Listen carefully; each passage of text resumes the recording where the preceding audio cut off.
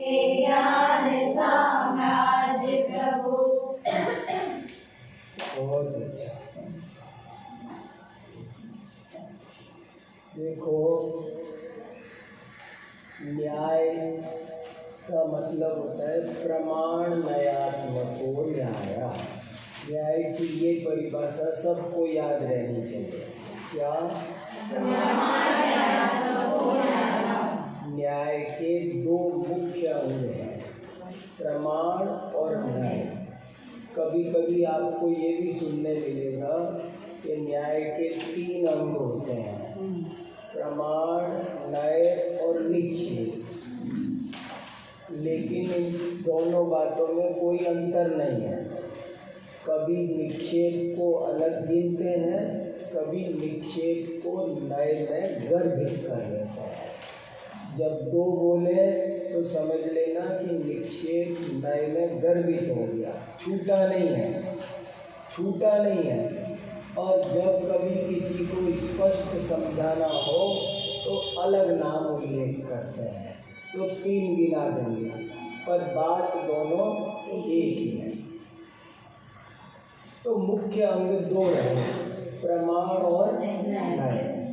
इसमें से हमने 6 द्वारों में प्रमाण का वर्णन पढ़ लिया। अब 7वां द्वार न्याय का है। अब हम न्याय समझेंगे। न्याय जैन दर्शन का मौलिक विषय है। मौलिक समझ गए? जो दूसरों में नहीं मिलता, अपना ही है।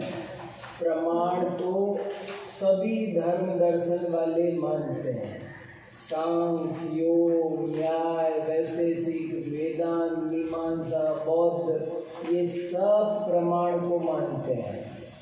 लेकिन न्याय को कोई नहीं मानता। सांख्य, योग किसी दर्शन में न्याय नहीं माने गए। न्याय केवल जैन दर्शन में माने गए हैं। इसलिए बोला कि न्याय जैन दर्शन की मौलिक विशेषता है। समझ में आया इस वाक्य का मतलब? फिर सुनो, अब तक क्या बोला मैंने?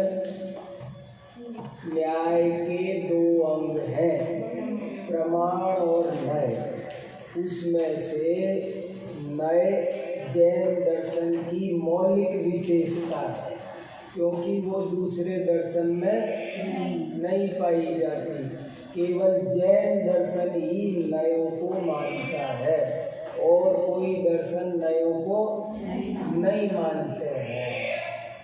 अब न्याय क्या होते हैं, इसके लिए न्याय मंदिर का 7वां द्वार बहुत बढ़िया सरल है। और द्वार थोड़े कठिन थे, नए एकदम अपरिचित थे, तो मैंने सोचा कि आपको पहले वैसे ही समझाता हूँ। लेकिन नए की चर्चा आप रोज प्रवचन में सुनते हो। निश्चय नय, व्यवहार नय, द्रव्यार्थिक नय, पर्यायार्थिक नय। नय जानना जरूरी है, कौन बात किस नय से कही गई है, कौन बात किस अपेक्षा से। अपने आप एक भी प्रवचन बिना नय के होता ही नहीं है। इसलिए नय की जानकारी आपको थोड़ी बहुत है, तो थोड़ा सा ये 7वां द्वार पढ़ेंगे तो एक नए टाइप का अनुभव होगा। अब तक अपन ने वैसे ही पढ़ा, अब अपन किताब से पढ़ते हैं। ये किताब कैसी लिखी हुई है, वाक्य कैसे बनाते हैं, प्रश्न कैसा होता है, उत्तर कैसा होता है।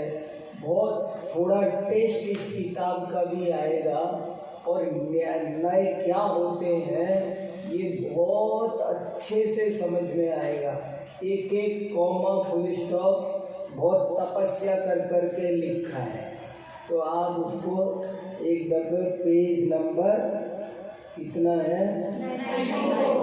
94, 94 नंबर पेज से आपके पास किताब है ना? सबके पास में किताब में देखोगे तब आनंद आएगा। नहीं हो वो आपस में देखना, लेकिन किताब में देखना जरूरी है। देखो न्याय क्या होता है। किताबें कम पढ़ रही है क्या? पीछे देखो ना, जिनके पास दो के पास एक तो है। हाँ, दो के पास एक तो होनी चाहिए। ठीक है ना। अब देखो, थोड़ा बहुत आनंद आएगा। आज का टॉपिक बहुत इम्पोर्टेंट है। प्रमाण का प्रकरण हमारा पूर्ण हुआ। हमने प्रमाण का लक्षण पढ़ लिया, प्रमाण के भेद पढ़ लिए, प्रत्यक्ष प्रमाण क्या होता है वो अच्छे से समझा, परोक्ष प्रमाण क्या होता है, उसके कितने भेद प्रभेद होते हैं वो अच्छे से समझा, और प्रमाण का विषय क्या होता है फिर वो समझा, फिर प्रमाण का फल क्या होता है वो समझा, और उसके बाद में प्रमाणाभास क्या होता है ये समझा। इतनी बातें अपन ने पढ़ी। अब रह गया नय। नय क्या होता है इसको अपन पढ़ते हैं। और प्रमाण और नय के बारे में एक लाइन में शुरू में पहले दिन बता चुका था, वो ध्यान में रहेगी तो और सुविधा रहेगी। मैं रिपीट कर दूं, प्रमाण और नय में क्या अंतर होता है कोई पूछे तो आप एक लाइन छोटी सी हमेशा याद रखो। पूरी वस्तु को कहना प्रमाण है, और उसके एक अंश को कहना वो नय। इतनी सी लाइन तो हमेशा याद रखो। प्रमाण और नय में क्या अंतर है? पूरी वस्तु को कहना प्रमाण है, और उसके एक हिस्से को, एक अंश को, एक भाग को, एक टुकड़े को कहना, एक देश कहना, उसका नाम नय है। उदाहरण के तौर पर कोई भी ले सकते हो, जैसे मकान बोला तो प्रमाण, study room, bedroom, kitchen, drawing room, ये क्या हो गया? नय। जब हम वस्तु के एक एक अंश का कुर्ता प्रमाण, बाजू, कॉलर, पॉकेट, बटन, ये क्या हो गए? नय। कोई भी वस्तु जब हम पूरी जानते हैं तो वो है प्रमाण, और जब उसका एक अंश जानते हैं तो उसका नाम है नय। इतनी बात आपको नैतिक भूमिका के रूप में, पृष्ठभूमि के रूप में सबको पता होना चाहिए। किसी को नहीं समझ में आई हो तो पूछ लो। ये बात क्लियर है ना? सब बहुत सरलता से बताई मैंने। अब पढ़ते हैं। देखो प्रश्न नंबर 1, नय किसे कहते हैं? देखो कहाँ से शुरू हुआ हमारा चैप्टर। कोई भी विषय पढ़ना हो तो 3 सोपान है: उद्देश्य, लक्षण, निर्देश, परीक्षा। अब नए पर बात शुरू कर रहे हैं तो पहला प्रश्न क्या है? नए किसे कहते हैं? और उत्तर देखो कितना नपा तुला। प्रमाण द्वारा परिगृहीत वस्तु के एक देश को जानना या कहना नय है। और देखो देश माने क्या होता है? बहुत से लोग देश माने नहीं जानते। आपने देश माने कंट्री तो भारत देश, लेकिन भारत को भी देश क्यों कहते हैं ये नहीं पता। भारत एक देश है, लेकिन उसको देश क्यों कहते हैं? क्योंकि पूरी पृथ्वी का एक टुकड़ा है।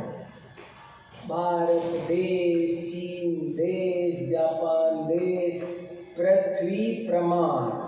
भारत, चाइना, अमेरिका, रशिया, ये देश। देश माने, देश शब्द टुकड़े का पर्यायवाची है। देश माने टुकड़ा। तो इसलिए कहा प्रमाण के द्वारा गृहीत, परिगृहीत। परिगृहीत माने, परि शब्द क्यों लगाते हैं? परीक्षा में बताया था। चारों से, सम्यक प्रकार से, भली भांति। प्रमाण के द्वारा भली भांति जिसको ग्रहण किया है, उस वस्तु के एक देश को जानना या कहना। अब ये जानना या कहना क्यों लिखा है? नए दो तरह के होते हैं, ज्ञानात्मक और वचनात्मक। नए दो प्रकार के होते हैं, ज्ञानात्मक और वचनात्मक। पूरी वस्तु को जानना प्रमाण है, ये भी बोल सकते हैं, और पूरी वस्तु को कहना प्रमाण है, ये भी बोल सकते हैं। और वास्तव में देखा जाए तो नए ज्ञान के अंश हैं, ज्ञानात्मक होते हैं, लेकिन कारण में कार्य का उपचार करके कथनों को भी नए कहते हैं। कथन नहीं नए होते हैं, नए तो यहाँ होते हैं, ज्ञान में होते हैं। जानने का नाम नए है, लेकिन उस जो वाक्य ज्ञान कराता है उस वाक्य को भी हम नए कह देते हैं। समझ में आया? दो तरह के नए हैं, एक ज्ञानात्मक, एक वचनात्मक। जैसे हमने बोला मकान, ड्राइंग रूम, स्टडी रूम, तो ये भी बोलना भी नए है, और एक एक अंश को जानना ये भी नए है। नए दो तरह के, वचनात्मक और ज्ञानात्मक। देखो अगला प्रश्न यही उठ गया, नए ज्ञानात्मक है या वचनात्मक? आपने कहा कि जानना या कहना, तो जानना कि कहना, दोनों बातों में तो अंतर है ना। जानना या कहना, जानना नए है महाराज के कहना नए है। तो वो कह रहे हैं कि प्रश्न उठा दिया, नए ज्ञानात्मक है या वचनात्मक? तो बहुत बढ़िया उत्तर दिया, परमार्थ से नए ज्ञानात्मक ही है, परंतु कारण में कार्य का उपचार करके नए को वचनात्मक भी कहा गया है। समझ में आया? माने वो जो वाक्य होता है वो ज्ञान का कारण होता है, इसलिए उसको भी नए कह देते हैं। वास्तव में तो ज्ञान ही नए है, लेकिन जो वाक्य होते हैं वे भी ज्ञान के कारण होते हैं, इसलिए उनको भी नए कहते हैं। अगला देखो, नए की परिभाषा में प्रमाण परिग्रहित पद क्यों डाला गया है? क्या इतना कहना पर्याप्त नहीं है कि वस्तु के एक देश को जानना या कहना नए है? उत्तर देखो, पहले स्पष्ट किया जा चुका है कि प्रमाण का विषय सामान्य विशेषात्मक संपूर्ण वस्तु है। केवल सामान्य या केवल विशेष रूप वस्तु की सत्ता ही सिद्ध नहीं होती। यही कारण है कि यहाँ प्रमाण परिग्रहित पद का प्रयोग किया गया है, ताकि वस्तु के एक पक्ष का कथन करते समय अपर पक्ष का निषेध न हो जाए। ध्यान रखना चाहिए कि नए वस्तु के अपर पक्ष को मात्र गौण करता है, उसका निषेध या अभाव नहीं करता, अन्यथा एकांत का महान दोष उत्पन्न होगा। अपर पक्ष का निषेध करने वाले नए को नए नहीं, नया भास कहते हैं। कुनय, दुर्नय या मिथ्या नय भी उसी के अपर नाम है। ये बहुत ज़्यादा इम्पोर्टेंट प्रश्न है, ये समझ लो। ये शुरू के 3-4 प्रश्न नहीं समझ में आए तो नए का कुछ समझ में नहीं आएगा। ये बेस है, ये नींव है। ये 4-5 प्रश्न बाकी तो बाद में भेद प्रभेद है, लेकिन ये नहीं समझ में आ रहे हो तो पूछ लेना, शर्म संकोच नहीं करना, लेकिन ये अच्छे से समझना। नए और दुर्नय दो चीज हो गई। जैसे प्रमाण और प्रमाणाभास दो चीज होती है। एक होता है प्रमाण, एक होता है प्रमाणाभास। क्या फर्क है दोनों में? कि सम्यक है तो प्रमाण और मिथ्या है तो प्रमाणाभास। बिल्कुल ठीक ऐसे ही नए भी दो हिसाब से समझाए जाते हैं, एक नए एक नया भास। क्या फर्क है? सम्यक है तो नए और मिथ्या है तो नया भास।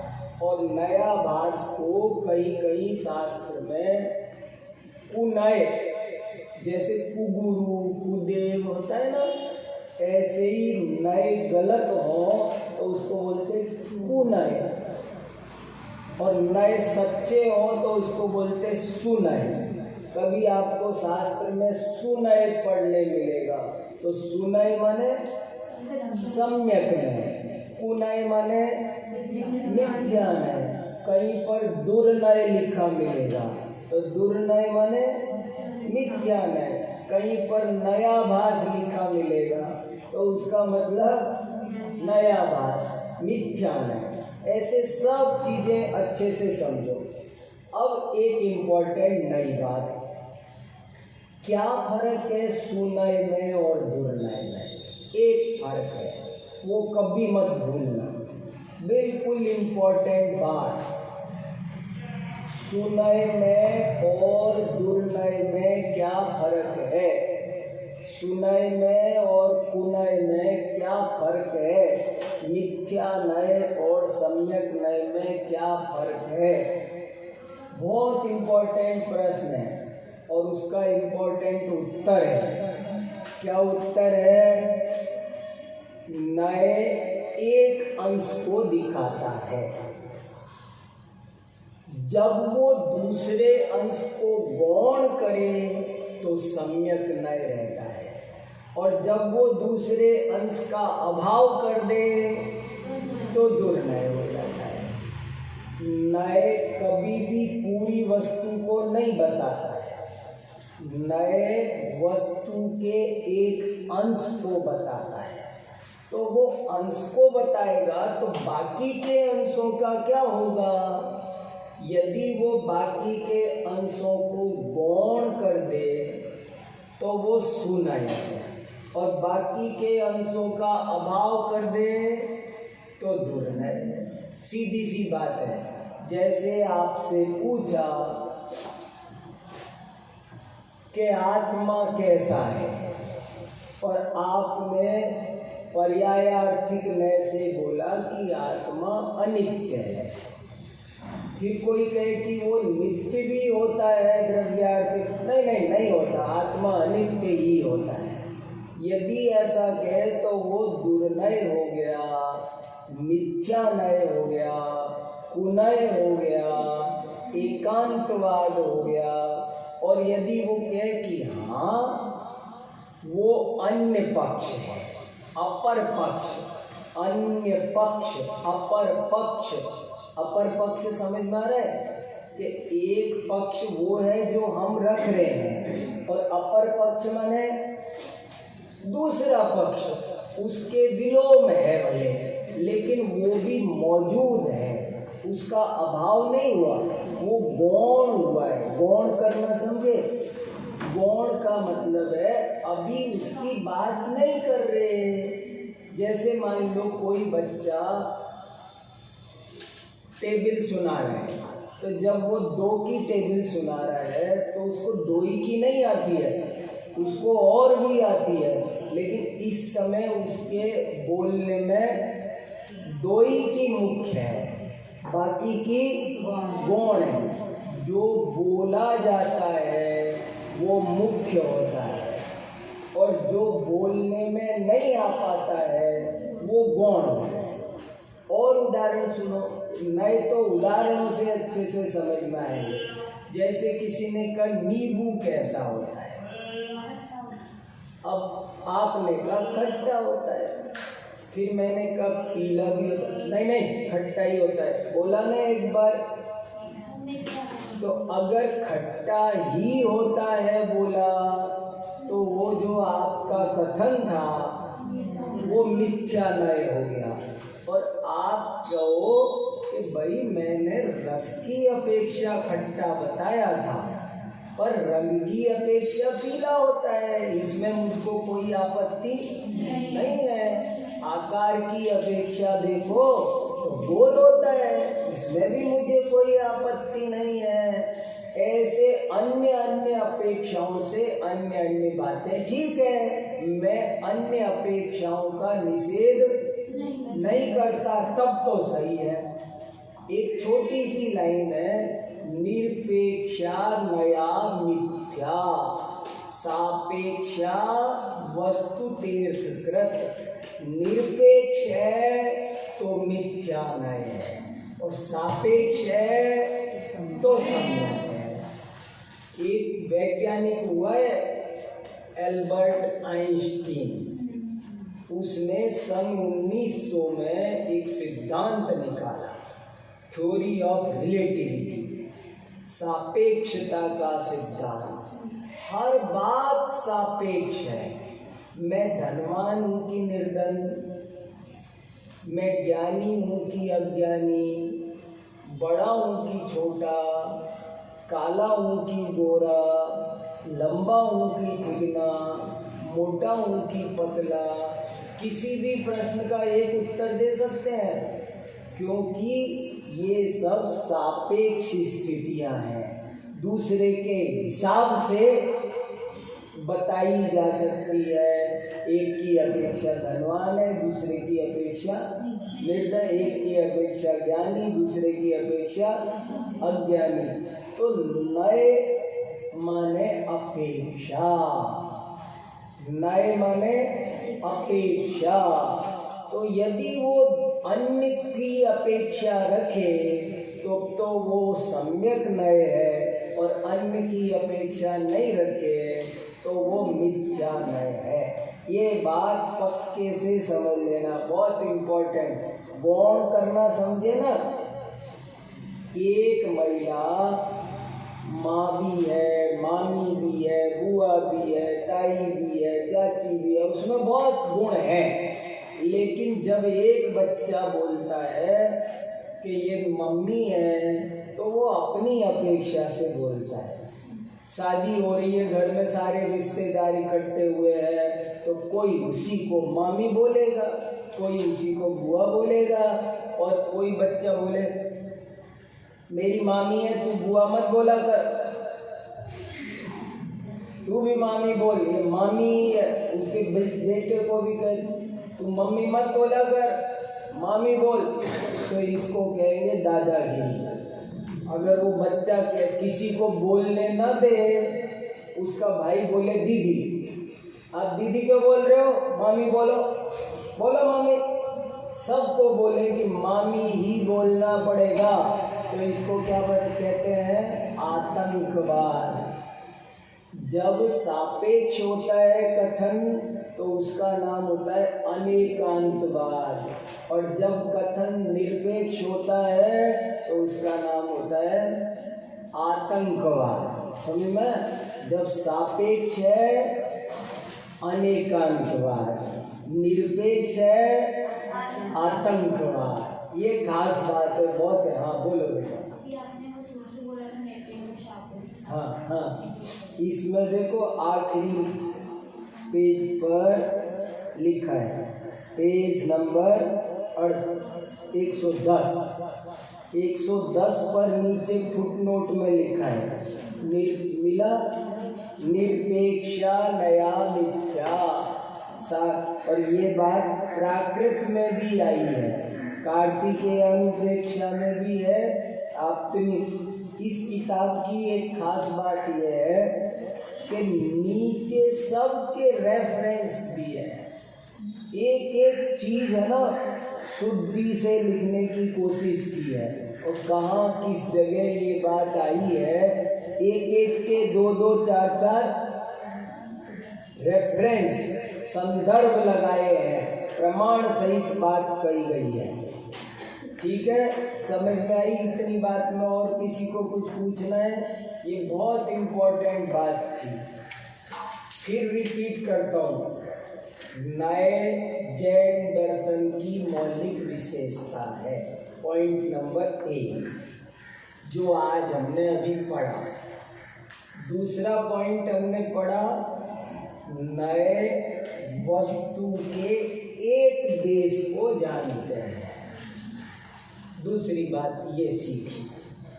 तीसरी बात हमने ये सीखी कि नए 2 तरह के होते हैं, ज्ञानात्मक और वचनात्मक।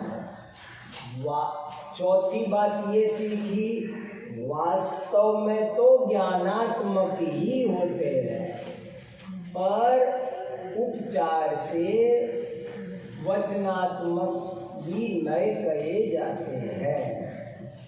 पांचवी बात हमने ये सीखी कि नए अपर पक्ष को केवल गौण करता है, उसका अभाव नहीं करता है। नए सापेक्ष ही होता है, निरपेक्ष नहीं होता है। यदि वो निरपेक्ष हो जाए तो फिर उसको नए नहीं कहते हैं, नया भास कहते हैं। समझ में आई? 5 बातें कौन सुना सकता है? 5 बातें सुनानी है। थोड़ा कठिन लग रहा है ना, इसलिए मैंने शुरू में कह दिया सारी बातें। अब आराम से हल्के हल्के पढ़ सकते हैं, सब फ्रेश हो। नई की बात कठिन थी, मैंने कहा पहले ये बता दे दो। हाँ बोलो बेटा। पहला पॉइंट आपने बताया था कि जो बिना देखे बोलने की कोशिश करो। नए हैं वो जैन धर्म की मौलिक विशेषता है। मौलिक क्यों है? क्योंकि ये अन्य दर्शनों में नहीं पाई जाती। बहुत बढ़िया। दूसरा पॉइंट आपने बोला कि नए के 2 भेद होते हैं, ज्ञानात्मक और वचनात्मक। इसमें परमार्थ से ज्ञानात्मक ही नए कहलाता है। उसके बाद आपने बताया था कि जो नए हैं वो अपर पक्ष को गौण करता है, फिर क्या आपने नए और दुर्नय में डिफरेंस बताया था कि अगर सापेक्षता से कथन हो तो वो सम्यक नए है अर्थात सुनना है, यदि उससे निरपेक्षता से कथन हो तो वह दुर्नय है, मिथ्या। बहुत बढ़िया, शाबाश, बहुत अच्छे से पढ़ रहे हो। बड़े इसीलिए तो मुझे खुशी हो रही है, तो नहीं तो कोई सुना नहीं पाता। आप सुन रहे हो, याद रख रहे हो, सबको समझ में आया। कोई बात किसी का मन कर रहा है पूछने का कि हमें ये बात नहीं समझ में आ रही, अगर इतनी बात समझ में आ गई तो जीत गए। ये 5 पॉइंट नए के बारे में समझ गए तो जीत गए। अब तो केवल उदाहरणों पे घटित करना है। थ्योरी इतनी है, अब क्या करना है? प्रैक्टिस। थ्योरी इतनी है, H2O बराबर वाटर। अब आपको लेबोरेटरी में जाना है, थोड़ी हाइड्रोजन लेनी है, थोड़ी ऑक्सीजन लेनी है, उसे परखनली में डालना है, देखना है पानी बना कि नहीं बना। चलो हाँ बेटा, वेरी गुड। एक क्या चीज़ है? निरपेक्ष। निक्षेप अलग चीज है। देखो, निक्षेप अलग चीज है, निरपेक्ष, निरपेक्ष, सापेक्ष, अपेक्षा सहित। जैसे से परिवार बोलते हैं ना, से माने सहित, निर माने रहित, अपेक्षा सहित हो तो सापेक्ष, और अपेक्षा रहित हो, समझ में? से शब्द कहीं भी लगता है तो उसका अर्थ होता है सहित। से परिवार माने परिवार से, जैसे सहयोग केवली माने योग सहित केवली। सकल परमात्मा, निकल परमात्मा। कल माने जानते हो क्या होता है? कल माने शरीर, कल शरीर का पर्यायवाची है। तो सकल, शरीर सहित हो तो सकल, तो निकल माने शरीर रहित हो। ऐसे ही सापेक्ष और निरपेक्ष। सापेक्ष क्यों नहीं लिखा? सापेक्ष क्यों लिखा? से लिखना चाहिए ना, अभी तो से पढ़ा रहे हैं। सापेक्ष लिखना चाहिए था, सापेक्ष क्यों लिखा, कोई बता सकता है? नहीं, मैं पूछ रहा हूँ कि क्यों लगा, सापेक्ष क्यों लिखा? जैसे सपरिवार, सकल, ऐसे सापेक्ष लिखना चाहिए था। शाबाश, वेरी गुड।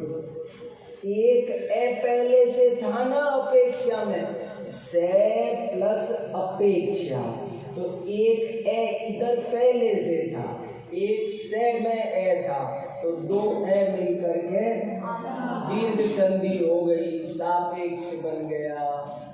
तो सापेक्ष और निरपेक्ष जब अपर पक्ष दूसरी पार्टी को मानते हैं, स्वीकार करते हैं, तो उसका नाम है सापेक्ष। और जब दूसरी पार्टी को नकारते हैं, निगेटिव करते हैं, निकाल देते हैं, तो उसका मतलब है निरपेक्ष। जैसे एक मकान है, हम दो भाई होगा, मेरा भाई का भी मेरा भी, अब मैं बोलूं कि मेरा ही है, तो ये हो गया अन्याय। और मैं बोलूं कि भाई का भी है और मेरा भी है, तो हो गया न्याय। न्याय कहता है आप मना कैसे कर सकते हो, आधा पैसा उसने भी लगाया है, इसलिए वो उसका भी है। वस्तु में अनेक अंश है, सब उसके मालिक हैं। आप एक ही अंश को मालिक बनाओगे तो क्या होगा, अन्याय हो जाएगा, बाकी का हिस्सा हड़प लोगे, तो ये हिंसा भी है। एक जगह शास्त्र में ऐसा लिखा है, अपर पक्ष को नहीं मानना ये हिंसा है। एक दफे मेरे को किसी ने ये प्रश्न पूछा कि अहिंसा बड़ा सिद्धांत है कि अनेकांत? क्या प्रश्न समझ में आया? जैन धर्म के दो सिद्धांत हैं, अहिंसा और अनेकांतवाद। तो बोले साहब दो में से बड़ा कौन सा है? तो देखो मैंने क्या उत्तर दिया, ध्यान से सुनो। अभी तुम्हारे प्रश्न का भी उत्तर देना है, पीछे रुक जाना, अभी देता हूँ। दो सिद्धांत हैं, अहिंसा और अनेकांतवाद। बड़ा कौन है, बता सकते हो तुम में से कोई? कौन बड़ा है? हाँ, अनेकांत। और बताएगा कोई सिद्धांत बड़ा छोटा नहीं। देखो सुनो, आज तुम नई बात सुन लो। जब भी कुछ पूछा जाए, कुछ भी, मैं आपको चाबी दे रहा हूँ, कुछ भी पूछा जाए, किसी भी 6 आवश्यकों में कौन बड़ा है, 4 दान में कौन बड़ा है, बहुत से लोग जल्दी से बता देते, 4 दान में से कौन सा बड़ा है, तो कुछ लोग बता दिया। कितनी जल्दी बताया ना। अच्छा अब ये बताओ, मेरे पास में बहुत किताबें हैं, मैं 24 घंटे स्वाध्याय कर रहा हूँ, समय सार रखे 10 तरह के, और मुझे 4 दिन से रोटी नहीं मिली, भूख लग रही है बहुत तेज, भूख के कारण मेरे परिणाम आकुल व्याकुल है, और आप एक समय सार लेके आओ तो लोग आपको समय सार भेंट कर रहे हैं, तो मैं बोलूँगा समय सार बहुत है, 2 रोटी दे सकते हो। उस वक्त क्या मुख्य है, आहार दान। देखो तुमको एक तरीका, एक गजब की बात बता रहा हूँ, नए पढ़ने के बाद ये समझ में आना चाहिए। 4 दान में से कौन सा दान बड़ा है, कभी भी कोई पूछे ना, तो एक उत्तर जो आचार्यों ने दिया है वो दे रहा, मैं अपना नहीं दे रहा। समंत भद्राचार्य ने युक्ति अनुशासन में उत्तर दिया है इस प्रश्न का, और वो उत्तर ये दिया है, वस्तु में मुख्य गौण नहीं होते, मुख्य गौण केवल वाणी में होते हैं। क्या गजब की लाइन है, मैं तो पढ़ा जिस दिन हिल गया। मैंने कहा दुनिया लड़ रही है, एक पक्ष कह रहा है कि 8 दान से बढ़िया कोई दान ही नहीं, एक पक्ष कह रहा है कि ज्ञान दान से बड़ा कोई दान नहीं, कोई कह रहा है औसत दान से बड़ा कोई दान, कोई कह रहा है अभय दान से बड़ा कोई दान। जब भी मेरे से कोई भी पूछे ना कि क्या बड़ा है और क्या छोटा है, तो मैं क्या उत्तर देता हूँ? वस्तु में कोई बड़ा छोटा नहीं होता, बड़ा छोटा केवल वाणी में होता है। ये वक्ता और श्रोता की म्यूचुअल अंडरस्टैंडिंग है, समझ में आया? कि ये वक्ता और श्रोता पर डिपेंड करता है। वक्ता जिसको चाहे उसको बड़ा कह सकता है, श्रोता की जरूरत के अनुसार, समझ में आया? उसकी जरूरत के अनुसार 4 अनुयोगों में से कौन सा बड़ा है, बता सकते हो? अब तो बता दोगे। ये बताए बिना पूछता तो, अगर मैं ये बात, ये चाबी दिए बिना पूछता कि 4 अनुयोगों में कौन सा बड़ा है, तो कोई कह देता द्रव्यानुयोग, कोई कह देता कुछ। नहीं, अरे कोई बड़ा छोटा नहीं है, कैसी बात कर रहे हो? कोई बड़ा छोटा बताए तो सावधान। वस्तु में उत्तर या चाबी याद रहेगी क्या? वस्तु, हाँ, किसने दी है ये चाबी? कहाँ दी है? युक्ति अनुशासन नाम का ग्रंथ है। सर्वांत, मुझे संस्कृत में याद है, सर्वांतवत् तद्गुण मुख्य कल्पम सर्वांत शून्यम च मिथो नपे, कि वस्तु में कोई मुख्य गुण नहीं होता, मुख्य गुण केवल वाणी में होते हैं। ड्राइंग रूम बड़ा होता है कि किचन? बाप बड़ा होता है कि बेटा? खतरनाक सवाल पूछ रहा हूँ। बाप बड़ा होता है कि बेटा? अरे परिवार में दोनों बराबर होते हैं, पति बड़ा कि पत्नी? अरे बाप बेटा ना हो तो बाप ऐसे ही बाप हो जाएगा? नहीं, बेटा छोटा है, तू छोटा है, हट जा यहाँ से। अब बेटे को भगा दिया, अब मैं बाप रह जाऊंगा? मुझे बाप कहने वाला बेटा ही तो है। बेटे, मैं पत्नी को निकाल दूं घर से तो पति बच जाएगा? पत्नी निकाल दी, चलो अब मैं पति रह गया, खत्म। पत्नी गया तो पत्नी भी गई, एक जाता है तो दूसरा जाता है। ये गजब की बात है। हमारे शास्त्रों में एक बहुत सुंदर उदाहरण आता है, कहाँ से कहाँ बात जा रही है, पर बहुत जरूरी है, ये खुलासा हो रही है, कहीं जा नहीं रही है। एक श्लोक है बहुत अच्छा, और उसकी कहानी है हमारे शास्त्रों में, बहुत सुंदर कहानी है। एकोदरा पृथक ग्रीवा अन्योन्य फलभक्षिणा असंतातम विनश्यन्ति भारुंडा इव पक्षिणा। एक भारुंड नाम का पक्षी होता था पुराने जमाने में, आजकल वो लुप्त हो गया। जैसे डायनासोर लुप्त हो गए ना, अब नहीं है डायनासोर, ऐसे पहले के जमाने में एक पक्षी होता था। उस पक्षी का क्या नाम याद रखना, भूलना नहीं, काम आएगा। भारुंड, भारुंड नाम का पक्षी होता था, लिखो याद रहेगा, भारुंड। भारुंड नाम का पक्षी होता था, और कितना बड़ा होता था, 2 हाथी जितना, छोटा मोटा नहीं, बहुत बड़ा पक्षी होता था, 2-3 हाथी जितना होता था, और आकाश में उड़ता था। और वो आकाश में उड़ता था, उसके 2 मुंह होते थे। मेरे पास उसकी फोटो है, अभी दिखा सकता हूँ तुमको। भारुंड नाम का एक पक्षी होता है, दिखाऊं तुमको? तो पता चलेगा आराम से, गूगल पर खोजोगे ना तो ही मिलेगा।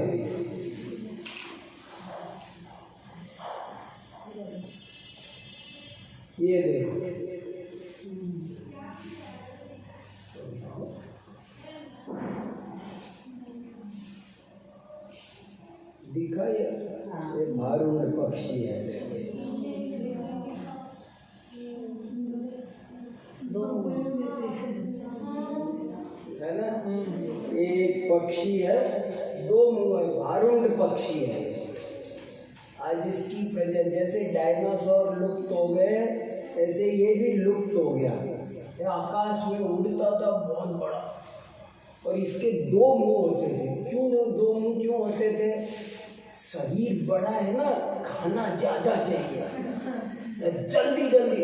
जब ये खाना खाने बैठता था ना तो दोनों मुंह से खाता था, धड़ाधड़। ज्यादा खाना खाना है ना भाई, इसलिए दो मुंह होते थे इसके। एक दिन दोनों मुंह में लड़ाई हो गई आपस में। एक कहने लगा तू जल्दी जल्दी खा रहा है, तू ज्यादा खा गया है, देख मुझे नहीं खाने दे रहे, मैं कम खा पा रहा हूँ, तू ज्यादा खा रहा है।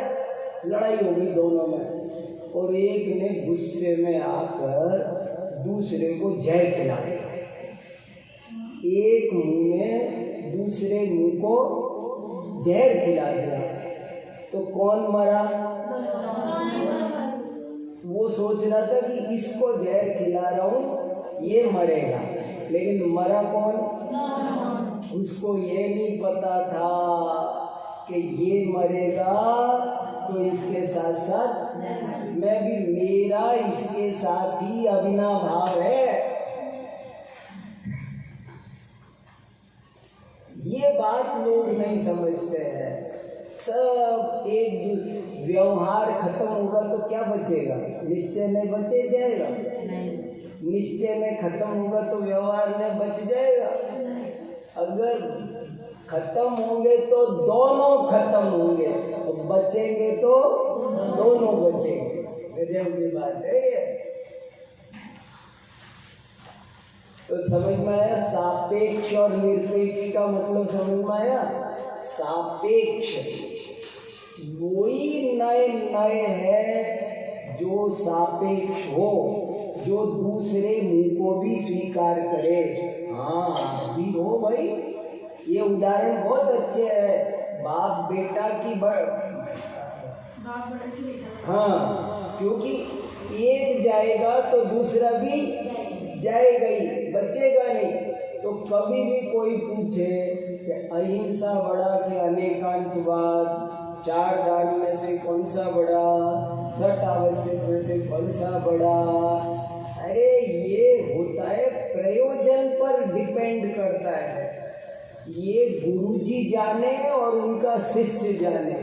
अच्छा, मेडिकल स्टोर पे दवाई भरी पड़ी है, कौन सी बड़ी है कौन सी छोटी है? सस्ती सी लेके खा ले कोई भी भैया, जो भी दुकान पे सस्ती से सस्ती, या मेरे पास बहुत भैया जो सबसे महंगी वाली दवाई हो ना, वो कहे आपके दर्द तो 50 पैसे की क्रोसिन से ठीक होने वाला है। नहीं नहीं, तुम महंगी वाली दो। अरे महंगी वाली, वो 2 लाख का इंजेक्शन दो मुझे। अरे 2 लाख का इंजेक्शन तुम्हारे लिए जहर है, और वो 50 पैसे की टैबलेट तुम्हारे लिए अमृत है। कौन दवाई छोटी कौन दवाई बड़ी, कैसी बात कर रहे हो? रोग पर डिपेंड करता है कि कौन सी दवाई बड़ी है कौन सी छोटी है।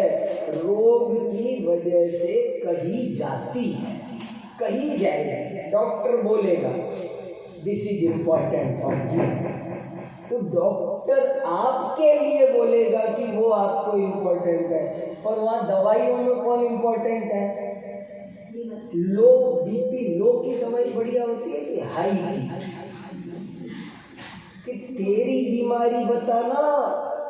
अगर मुझे लो है तो हाई वाली दवाई लेनी पड़ेगी, अगर हाई है तो लो वाली लेनी पड़ेगी। तो एक तो मंत्र आज आप ये सीख लो, समझ में आ गया? आप कभी भटकोगे नहीं, किसी से भी शास्त्रार्थ हो, कोई भी चीज छोटी बड़ी पूछे तो बताना मत, समंतबद्ध की चाबी बता देना कि ये चाबी है। वो प्रयोजन पर डिपेंड करता है। जब पूजा का टाइम हो तो पूजा करना है, देव पूजा, गुरु उपासती, स्वाध्याय हर काम का एक, आपकी क्लास चल रही है स्कूल में इंग्लिश की, और आप न्याय मंदिर खोल के बैठो तो पनिशमेंट मिलेगा कि नहीं? क्यों मिलेगा? न्याय मंदिर तो पढ़ रहे हैं।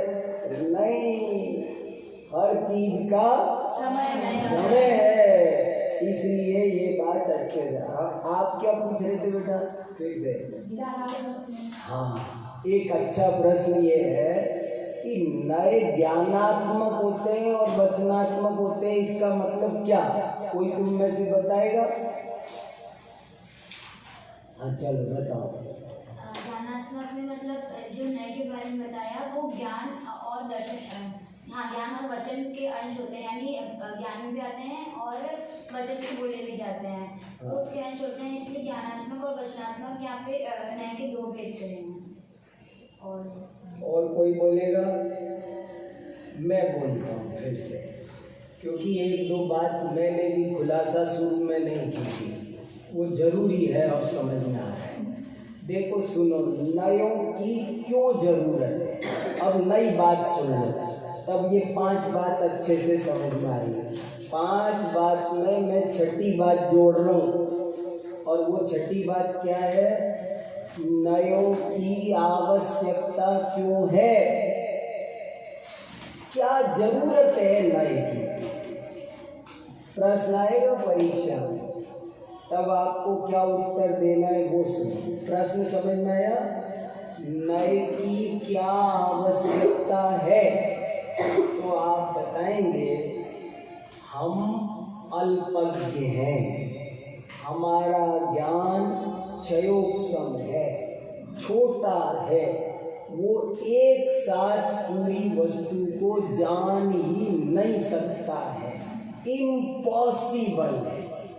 एक वस्तु में जितनी क्वालिटी है, सबको एक साथ जानना या कहना पॉसिबल ही नहीं है। कोई पूछे गुड़ कैसा है, हम क्या बताएं?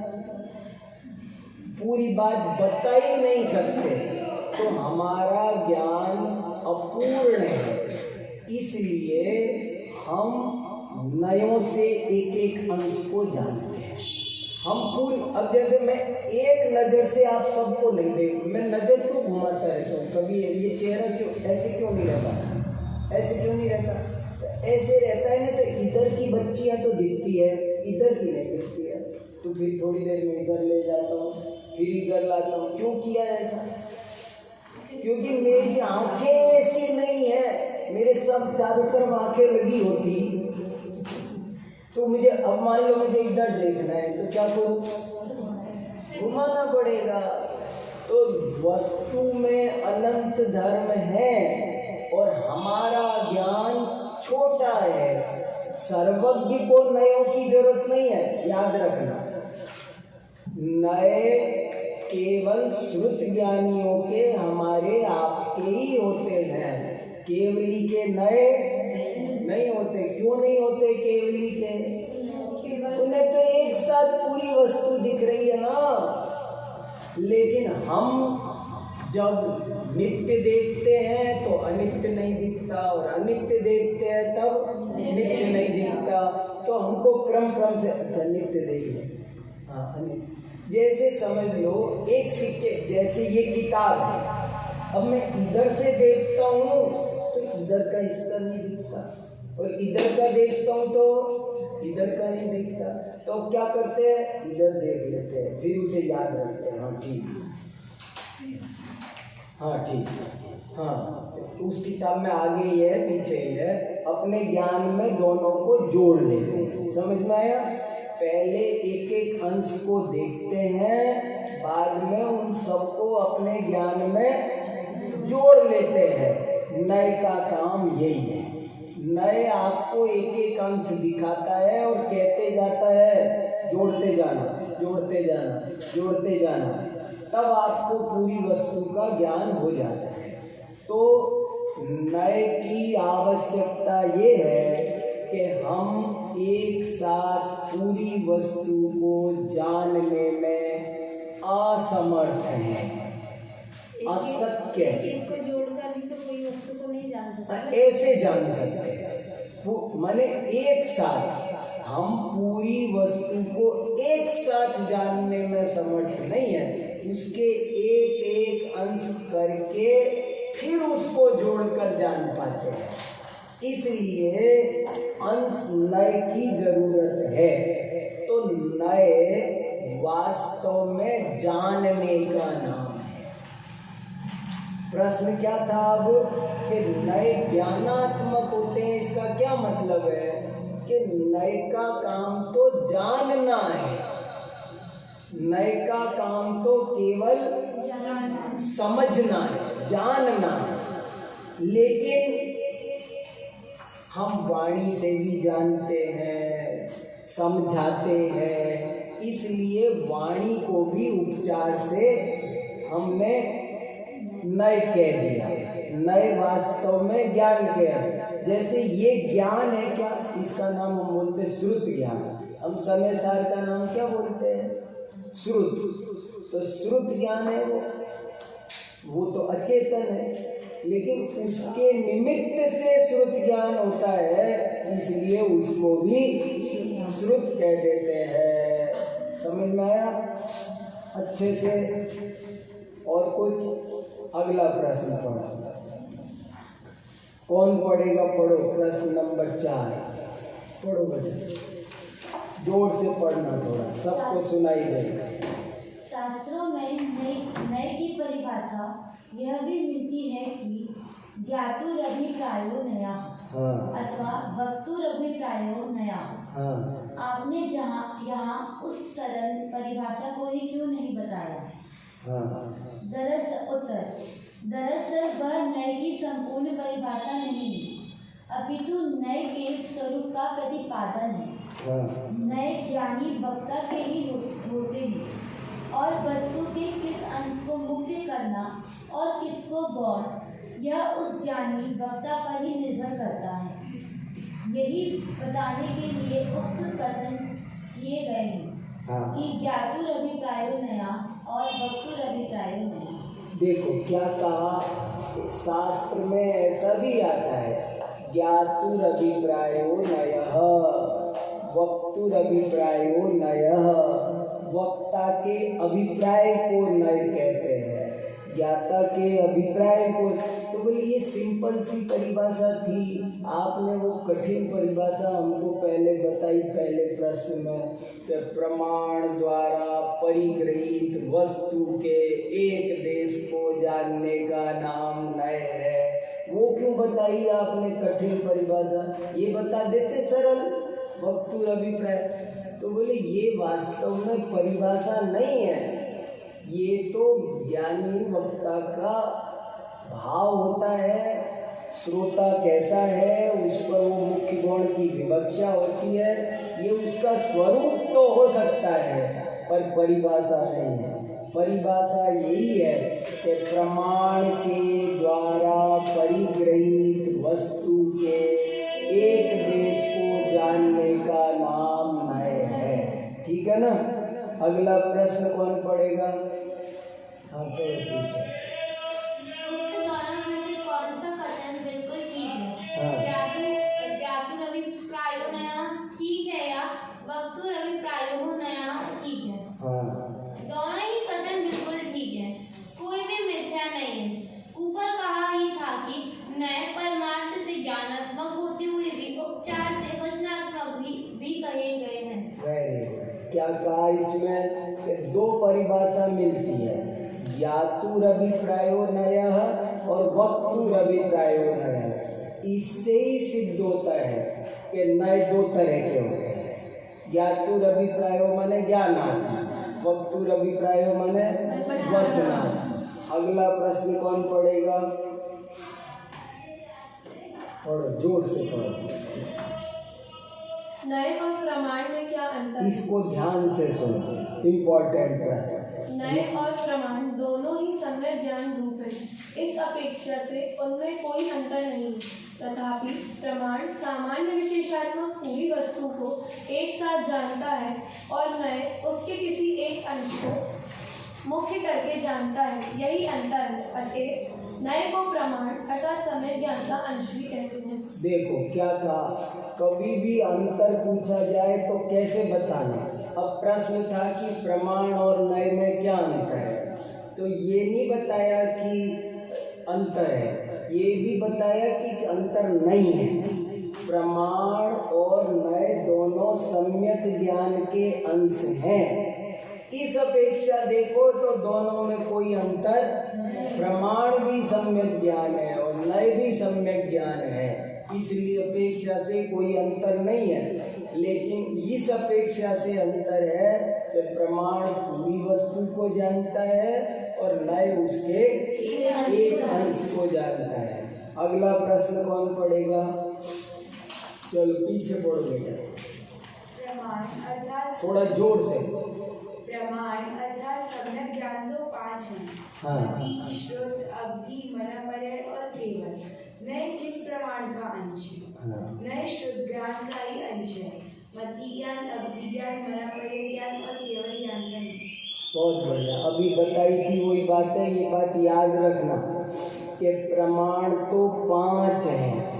मति ज्ञान भी प्रमाण है, श्रुत ज्ञान, अवधि ज्ञान, मनपर्य ज्ञान, केवल ज्ञान।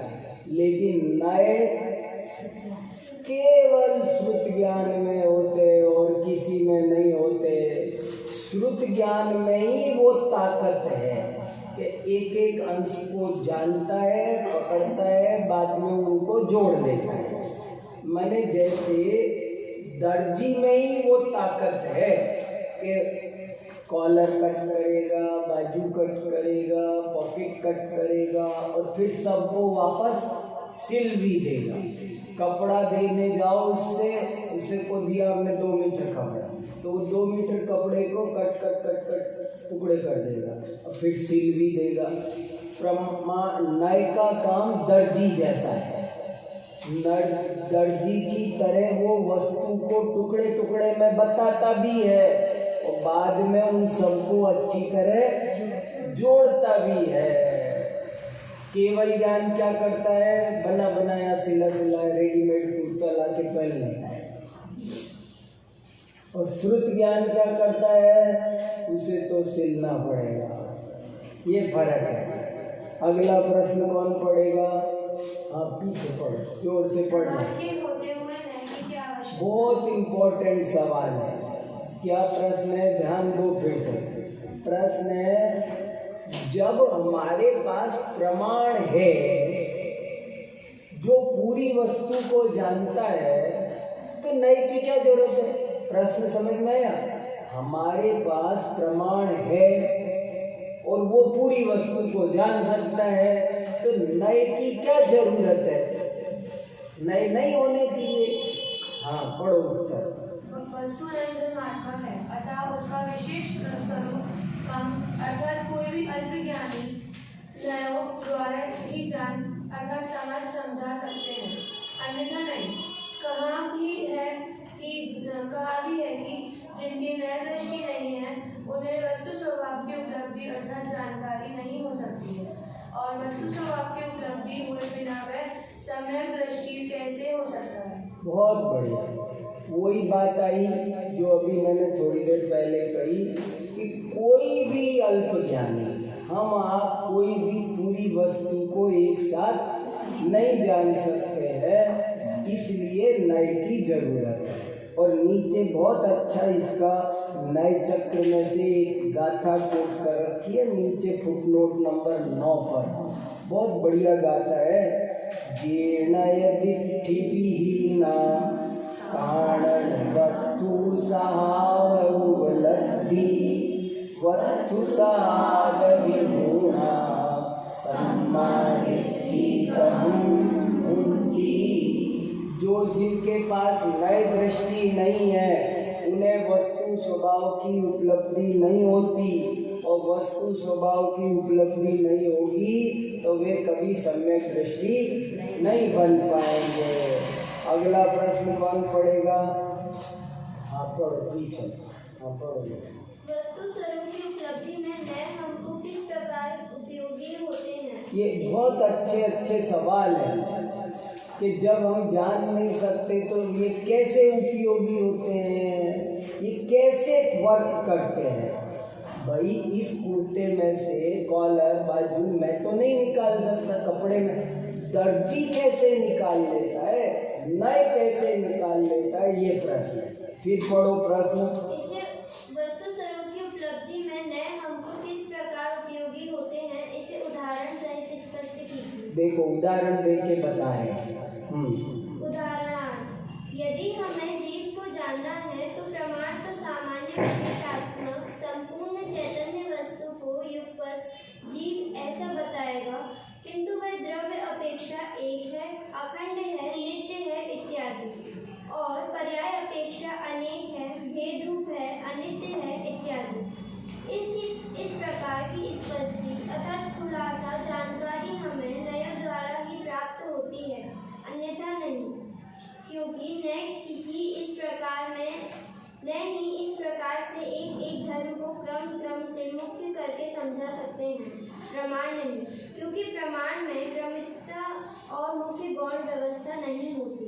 देखो फिर इम्पोर्टेंट लाइन आई, प्रमाण में क्रम नहीं होता, प्रमाण में मुख्य गौण व्यवस्था नहीं होती। ये क्रम डालना, मुख्य गौण करना, ये नए का काम है। हमको देखो क्या होता है, बहुत अच्छी बात कही है, बहुत इम्पोर्टेंट सवाल है, अगले प्रश्न में इसका खुलासा आने वाला है और उदाहरण सही। लेकिन अभी क्या कहा इसमें, ये कहा नए की जरूरत क्या है, कि हमको चीज नए के बिना हमारी समझ में नहीं आती। जैसे मैंने आपसे कहा सेव फल, जिसने सेव फल आज तक नाम नहीं सुना, देखा नहीं, उसको कुछ समझ में नहीं आएगा। फिर उससे कहो गोल होता है तो थोड़ा दिखा, कुछ लाल होता है और दिखा, कश्मीर में पैदा होता है, उसमें आयरन बहुत होता है, थोड़ा और समझ में आया। जैसे जैसे बोलते जाओगे तैसे तैसे उसके समझ में आता जाएगा। जैसे कोई बोले नींबू, क्या होता है, मान लो आज तक नींबू देखा, आप कल्पना करो एक ऐसे आदमी की कि जिसने नींबू देखा नहीं, अब उससे हमने कहा नींबू, तो उसके समझ में आ जाएगा, ये जन क्या बोल रहे पता नहीं। फिर उसको ऐसे बताओ कि देखो वो गोल होता है, अच्छा, सेव फल से छोटा होता है, अच्छा, खट्टा होता है, अच्छा, रसीला होता है, अच्छा, पीला होता है, अच्छा। अब उसको समझ में ऐसे ही देखो अकेला प्रमाण। हमारा प्रश्न क्या है कि अगर हमारे पास खाली प्रमाण होता, नए नहीं होते, तो क्या दिक्कत थी। अब तुम बता सकते हो, समझ में आया। एक उदाहरण और देता हूँ, अगली बार तुमको बताना है। देखो मान लो नए नहीं है, प्रमाण है अकेला, तो क्या दिक्कत आएगी। आत्मा, कुछ समझ में आया। आत्मा क्या क्या बोला पता नहीं, लेकिन वो अमूर्तिक है। अच्छा, शरीर जैसा मूर्तिक नहीं है वो, और वो ज्ञान वाला है। अच्छा, वो जानता देखता है वो। अच्छा, मैंने अब ऐसे हमको उसके, तो ये कौन बता रहा है, ये आपको आत्मा का ज्ञान कौन करा रहा है, नए। अगर नए नहीं होते तो आपको कुछ ज्ञान होने वाला नहीं था। जैसे मान लो अभी आप अमेरिका गए थे, हमको अमेरिका का ज्ञान कराओ, अमेरिका का परिचय दो, तो मैं कैसे दे सकता हूँ। मैं बोलूँ अमेरिका तो कुछ समझ में आएगा। फिर मैं बोलूँगा कि वहाँ की सड़कें ऐसी होती है, वहाँ की गाड़ियाँ 250 किलोमीटर की रफ्तार से चलती है, वहाँ की दुकानें ऐसी होती है, वहाँ के घर ऐसे होते हैं, यहाँ जैसे घर नहीं होते, वहाँ के घर 7 दिन में बन जाते हैं। बाजार से बनी बनाई दीवार खरीद के लाते हैं। बाजार में दीवारें आती हैं, वहाँ मकान जो होते हैं ऐसे हमारे जैसे नहीं होते, 2 साल में मकान नहीं बनता है। वहाँ बाजार में दीवार बनी बनाई आती है, लेके आते हैं, 5 दिन में पूरा घर बन जाता है। पूरा घर 5 दिन में, सिर्फ कसना है, बस खटाखट कस जाता है, सारा घर बन जाता है। अब ऐसे धीरे धीरे मैं बताऊँ, अभी अमेरिका का परिचय नहीं दे रहा, मैं नए पढ़ा रहा, उनको अमेरिका में इंटरेस्ट आ गया। अरे नए क्या होते हैं, अगर हम के जैसे कोई कहे शेर कुछ समझ में नहीं आया, वो बहुत खतरनाक होता है, फाड़ के खा जाता है, ऐसा हिंसक होता है, ये चित्र है इस कलर का, तो ये क्या हो रहा है? नहीं, हमको तो ज्ञान कराने के लिए नए वरदान है, समझ में आया? यदि नए नहीं होते तो कभी किसी को किसी वस्तु का ज्ञान नहीं हो पाता। मिश्री बोल दी तुमने, मैं क्या करूँ इसका? आप बताओ कि कैसी होती है? वो मीठी होती है, वो ऐसी डली होती है, वो सफ़ेद होती है, वो इससे बनती है, तब कुछ समझ में आता है। नए प्रमाण के होते हुए नए की क्या जरूरत है? क्योंकि हमें केवल वस्तु का अखंड नाम बोलने पर उसका संपूर्ण स्वरूप समझ में आता नहीं है। संपूर्ण स्वरूप हमें तभी समझ में आता है जब उसका एक एक हिस्सा बताया जाता है।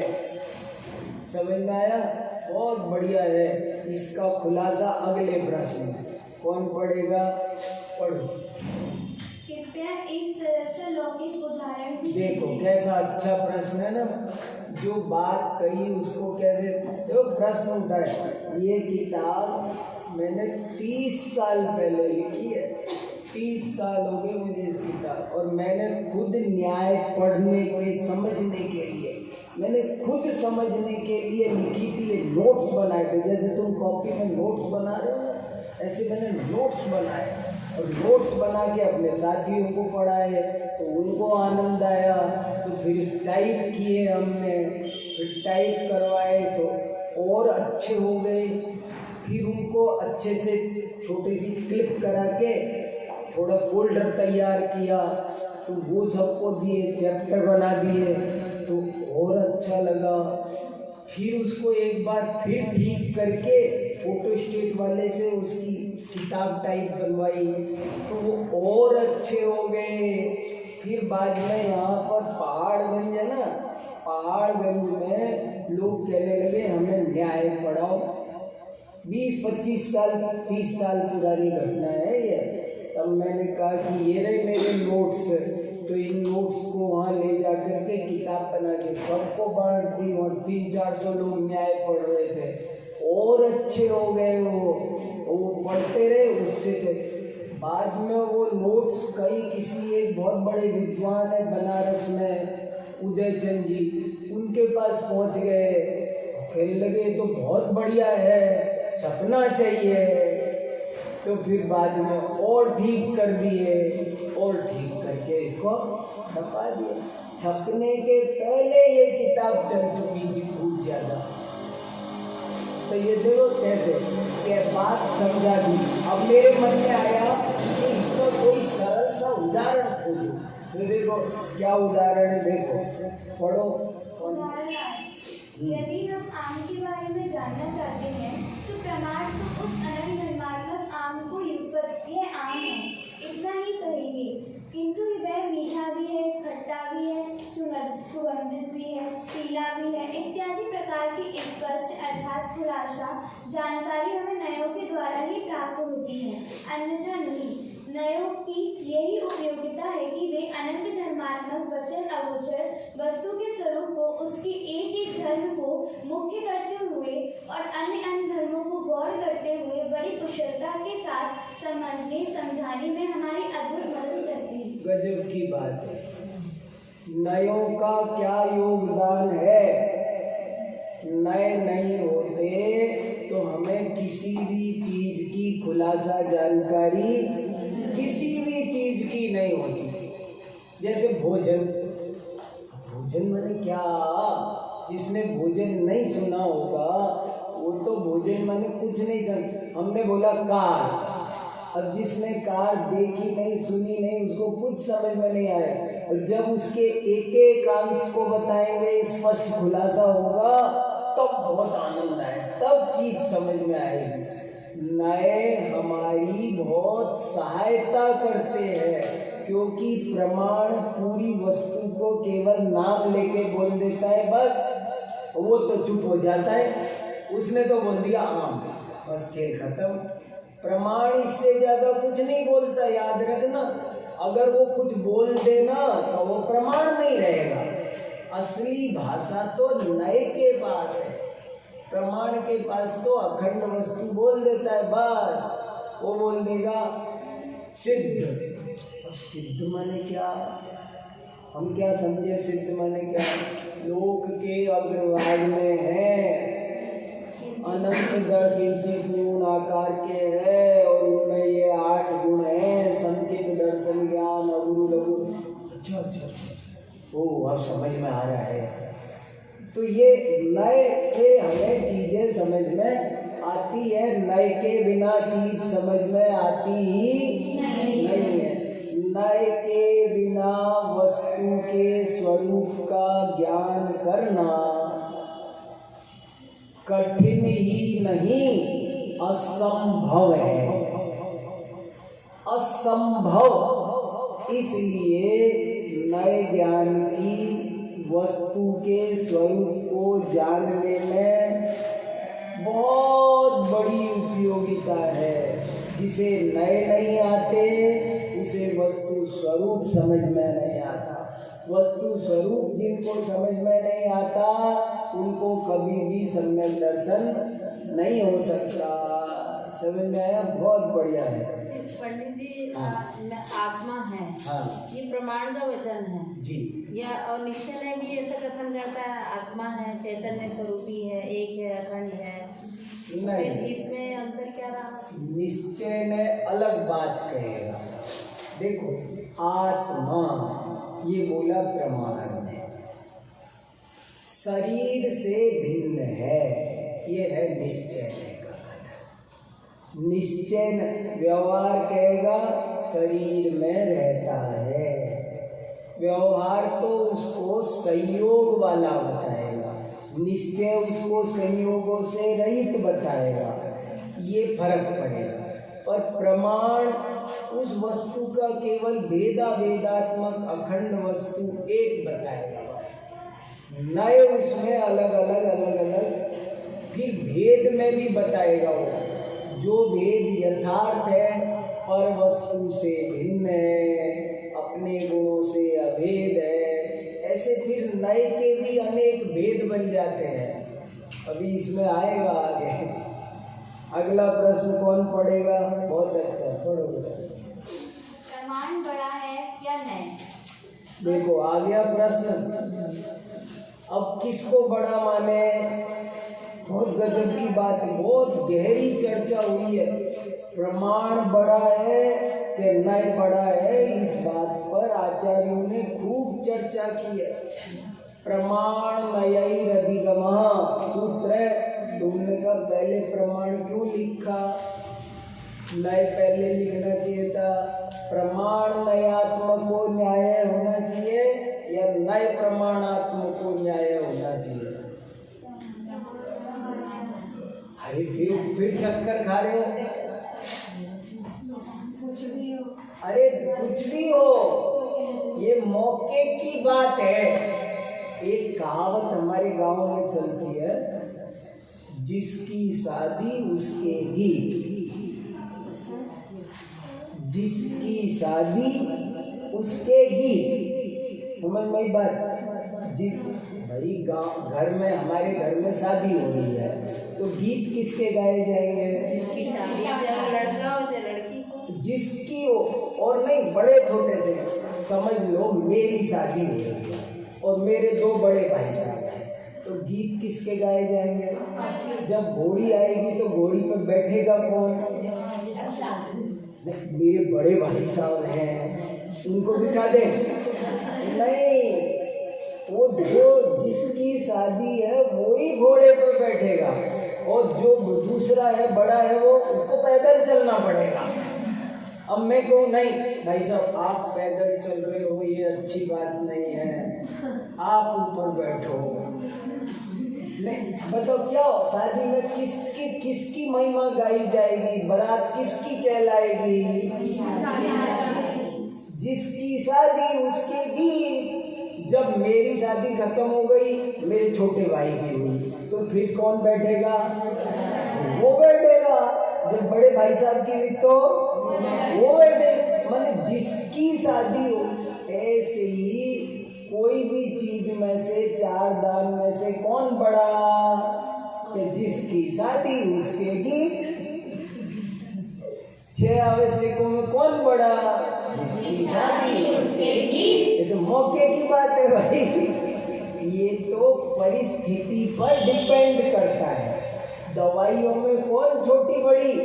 जैसा रोग वैसी दवाई, बिल्कुल सामान्य। अच्छा, शरीर के अंगों में कौन ज्यादा बड़ा छोटा है?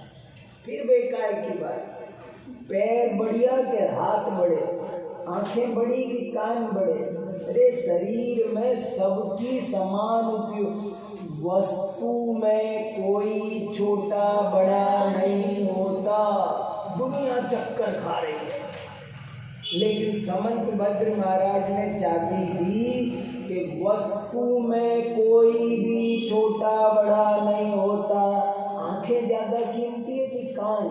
तो बेकार की बात मत करो, सब बराबर हैं। शरीर तभी पूरा है जब उसकी एक एक उंगली की कीमत है, ऐसे ही नहीं है। लेकिन मौके की नजाकत है, क्या किया जाए? जब खतरे में ही बात पड़ जाए, मान लो कोई ऐसी मुसीबत ही आन पड़े कि आपका हाथ काटे पैर, तब क्या करें?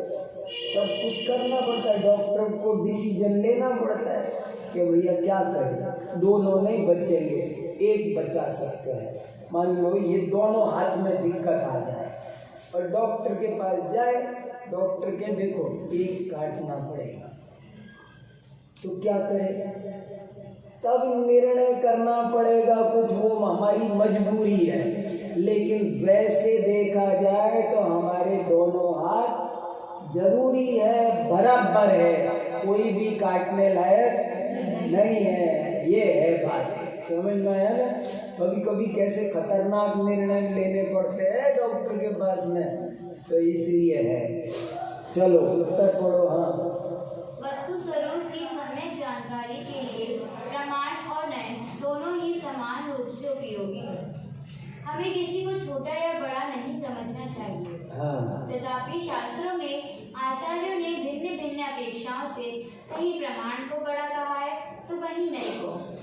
प्रमाण नयों की जन्मस्थली है, वहाँ अनंत धर्मात्मक संपूर्ण वस्तु को विषय करता है, जबकि नए वस्तु के केवल एक अंश को ही ग्रहण करता है। इस अपेक्षा से प्रमाण को बड़ा अर्थात पूज्य कहा है, तथा प्रमाण वस्तु के अनंत धर्मों को मुख्य गौण करके स्पष्टतः अर्थात खुलासा नहीं समझा सकता, नए ही समझा सकता है। इस अपेक्षा से नयों को बड़ा कहा। बहुत बढ़िया, देखो कितना संतुलित जवाब है। इस जवाब को लिखने में मुझे पसीना, बहुत ताकत लगा के लिखा है मैंने, यार ऐसे ही नहीं लिखा। मैं भी तो लिख सकता था प्रमाण बड़ा, कहीं भी ढल जाता, मैं भी नए बड़ा लिख देता, प्रमाण बड़ा लिख देता, लेकिन मैं तो अपने को पढ़ने के लिए समझ रहा था ना, इसलिए मैंने पहले तो लिखा 3 बात घुमाई। ये पहले लिखा कोई बड़ा नहीं है, दोनों समान रूप से उपयोगी हैं। इसलिए किसी को भी छोटा बड़ा नहीं कहना चाहिए। पहले तो ये कहा, फिर कहा कि एक अपेक्षा से प्रमाण को बड़ा कह देते हैं, दूसरी अपेक्षा से नहीं। प्रमाण को इसलिए बड़ा कह देते हैं क्योंकि पूरी वस्तु को जानता है, और नए को इसलिए बड़ा कह देते हैं कि वो हमें खुलासा करके बताता है। जैसे कई दफे क्या होता है कि हमको टीचर की बात समझ में नहीं आती, फिर हम अपने साथियों से समझते हैं। तो ये क्या हुआ कि हम टीचर से नहीं पूछ पा रहे थे, उसे बार बार डिस्टर्ब नहीं कर सकते थे, हर छोटी बात उनसे नहीं। तो ये हमारे साथी किस काम आएंगे? छोटी छोटी हर छोटी बात जो हमारी समझ में नहीं आई वो भी समझा देते हैं। इसलिए साथियों का महत्व है। तो नए का ये महत्व है कि वो हमको खुलासा करके बता देता है। हमारी बुद्धि छोटी है, हमको प्रमाण की बात समझ में आती नहीं है, इसलिए नए की उपयोगिता है। अगला पढ़ो, कौन पढ़ेगा? आप पीछे पढ़ो बेटा, जोर से पढ़ना बस। नए कितने हैं? हाँ वस्तु अनंत धनात्मक है, अतः वास्तव में नए अनंत है। हाँ ज्ञानी वक्ता और उनके वचन विकल्प असंख्य है, अतः इस अपेक्षा से नए असंख्य भी कहे गए हैं। तथा समझने समझाने की सुविधा से नए के 2, 3, 4, 7, 47 आदि भेद भी शास्त्र में गिनाए गए हैं। देखो कितना बढ़िया संतुलित सही जवाब है। कोई अब किसी से, अब आप दुनिया में पूछने जाओ नए कितने होते हैं, ऐसा उत्तर बहुत कम लोग दे पाएंगे। नए कितने होते हैं तो पहला उत्तर है नए अनंत होते हैं। नए कितने होते हैं? अनंत होते हैं, क्योंकि वस्तु में धर्म अनंत है, वस्तु में गुण कितने हैं? अनंत है, इसलिए नए भी अनंत हैं। अनंत वस्तुएं हैं, उनमें अनंत गुण हैं, उनमें अनंत पर्याय हैं, इसलिए उनको जानने वाले नए भी अनंत है। एक अपेक्षा से नए अनंत है, लेकिन दूसरी अपेक्षा से देखा जाए तो नए असंख्य भी है, क्योंकि अनंत कहे नहीं जा सकते। कैसे करे? अनंत है लेकिन कहने में अनंत नहीं आ सकते। अनादि अनंत काल के वक्ताओं ने अलग अलग कहे तो असंख्य नए हैं, और असंख्य भी हमारी समझ में नहीं आ सकते। असंख्य बोल दिया, हमें क्या समझ में आएगा? तो समझने समझाने के लिए उनकी गिनती बताई, और गिनती क्या बताई? कभी 2 बता दिया, कभी 3 बता दिया, कभी 4 बता दिया, कभी 5 बता दिया, कभी 6 अलग अलग अपेक्षा से अलग अलग नाम, अलग अलग संख्या बता दी। इसका खुलासा अगले में पढ़ो। प्रश्न 13 कौन पढ़ेगा? हाँ पढ़ो। नए के 2 भेद कौन कौन से हैं? नए के 2 भेद मुख्यतः 2 प्रकार से बताए गए हैं। पहला निश्चय नय और दूसरा व्यवहार नय। हाँ। दूसरी तरह से द्रव्यार्थिक नय और पर्यायार्थिक नय। हाँ। इसके अतिरिक्त द्रव्य नय और भाव नय, इस प्रकार भी नय के 2 भेद बताए गए हैं। देखो अब नय के 2 भेद कौन कौन से हैं? तो 3 तरीके बताए, निश्चय नय, व्यवहार नय, द्रव्यार्थिक नय, पर्यायार्थिक, द्रव्य नय, भाव।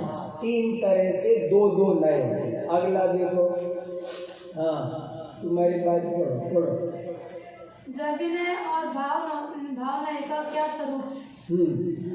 प्रमाण परिग्रहित वस्तु के एक देश को कहने वाला भौगोलिक शब्द या वाक्य द्रव्य नय है, और जीव का वैसा ज्ञान भाव नय है।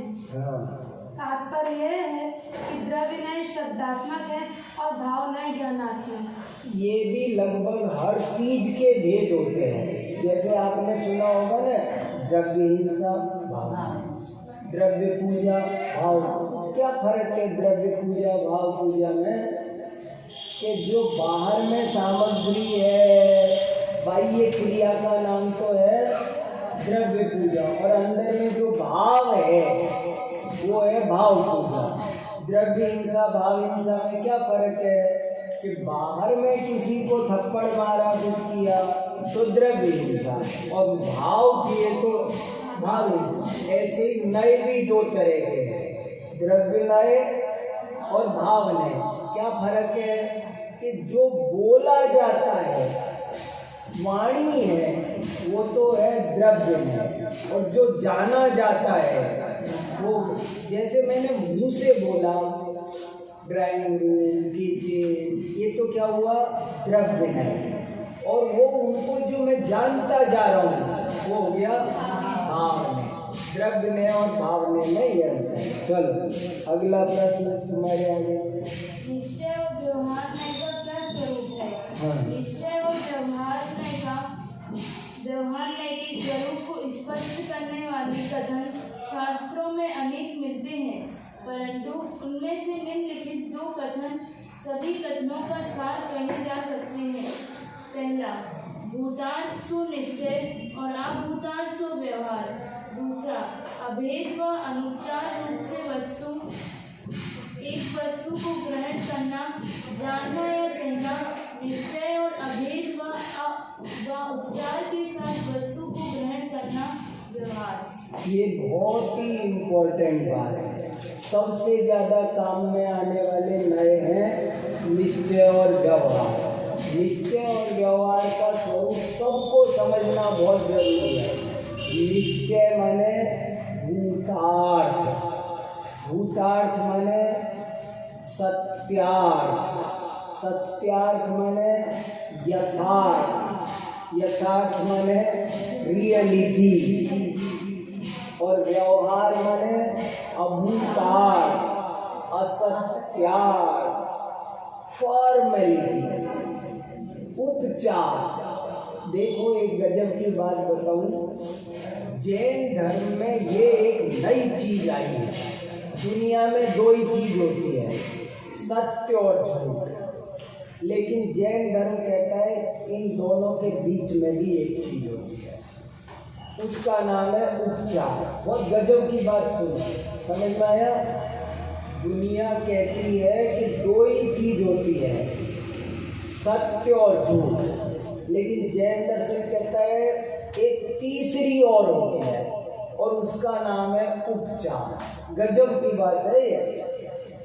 तीन चीज है, एक सत्य, एक झूठ और एक उपचार। ये तीसरी चीज नई निकाली है, और ये बहुत इम्पोर्टेंट चीज है। क्यों बनाई ये व्यवस्था?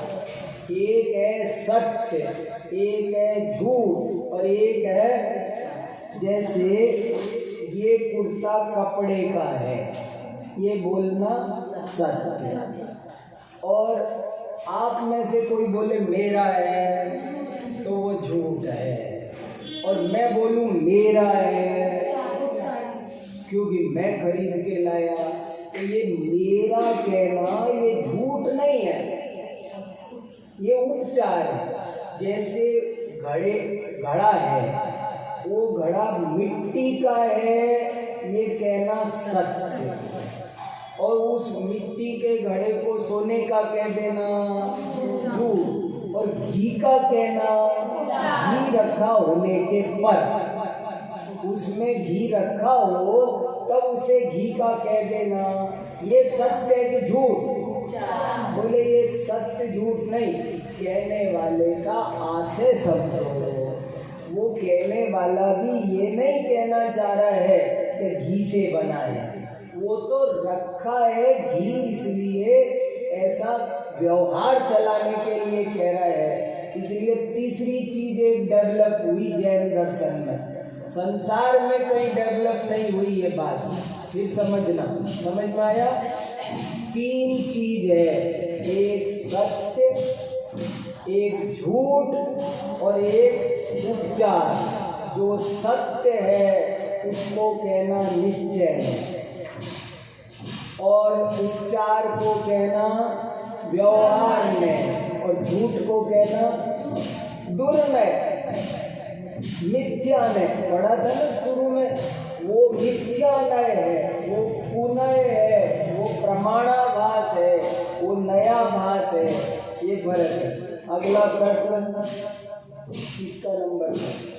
बेटा जोर से। भूतार्थ तो निश्चय और अभूतार्थ तो व्यवहार, इसका क्या अभिप्राय है? हाँ सुनो, देखो कितना अच्छा प्रश्न। हाँ उत्तर, भूतार्थ का अर्थ है सत्यार्थ और अभूतार्थ का अर्थ है असत्यार्थ।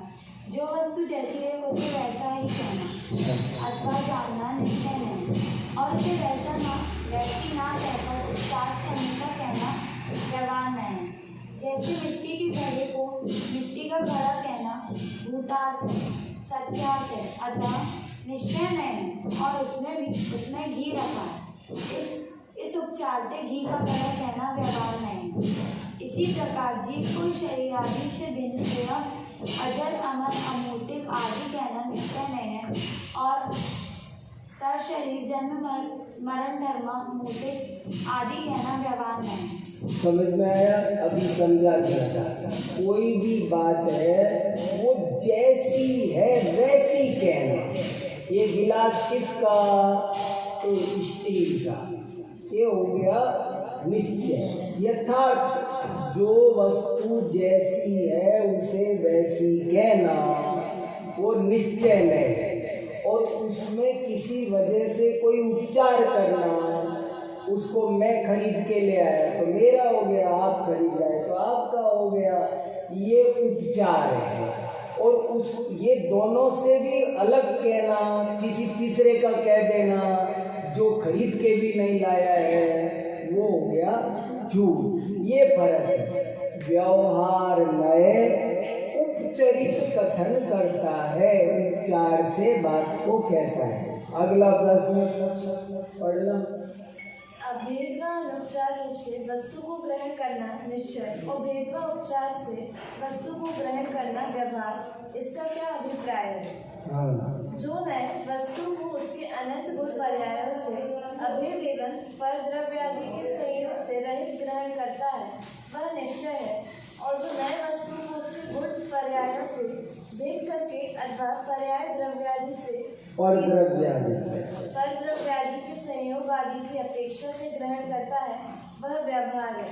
हाँ। जैसे जीव को ज्ञान दर्शन चारित्र आदि गुण भेद से रहित अखंड एक अजर अमर अमूर्तिक आदि कहना निश्चय नहीं है, क्योंकि यहाँ जीव का ग्रहण अभेद व अनुपचार दृष्टि से किया गया है। हाँ। तथा जीव को ज्ञान दर्शन चारित्र आदि गुणों वाला और शरीर आदि के संयोग के कारण जन्म मरण धर्मा संसारी मूर्तिक आदि कहना व्यवहार नहीं है, क्योंकि यहाँ जीव का ग्रहण भेद व उपचार के साथ किया जा रहा है। नहीं, बस यही खास बात है। और नए की जो शुरू में 5-6 बातें बेसिक बताई, वो सब आप अच्छे से याद रखना। आज का पाठ अपन यहीं पूरा करते हैं, लेकिन वो जो शुरू की बातें हैं वो सब थोड़ा मजबूती से तैयार रखोगे, तब ये सब बातें स्पष्ट होंगी। ठीक है, चलो, बहुत बढ़िया।